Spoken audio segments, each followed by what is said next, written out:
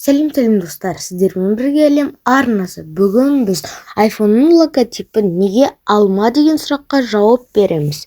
Видео басталмас бұрын арнаға тіркеліп, лайк басыңыздар.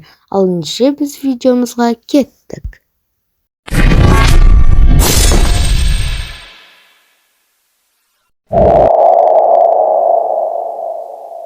Неге iPhone логотипін алмай екенін айтайын.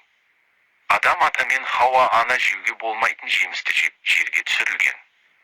Олар жерге түскен соң жаңа дәуір басталды. Бірақ неге алма? Бұл оқиғаның не қатысы бар деп ойлап отырған шығарсыз. Себебі Хауа ана мен адам ата жеміс жеп жерге түсіп жаңа дәуір басталды. Ал ол жемісті Джобс алма деп алды. Жаңа дәуір дегенде Джобс iPhone жаңа ең танымал телефон болады деп алма логотипін қойған. Бірақ неге тістелген алма тұр, неге тістелмеген алма тұрмайды? Себебі тістелмеген алма қызанаққа ұқсаған. Сол үшін де ол тістелген алма логотипін iPhone логотип етіп қойды.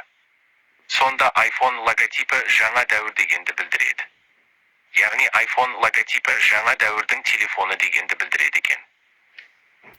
Ал ол алма не үшін керек? Оның өз қызметі бар. Оның қызметін қосу үшін YouTube'дан түрлі видеолар бар.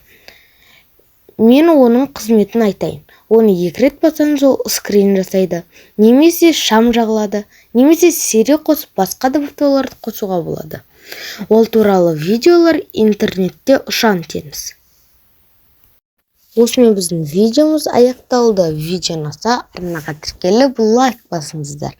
Сіздермен бірге болған әлем арнасы. Назарларыңызға рахмет.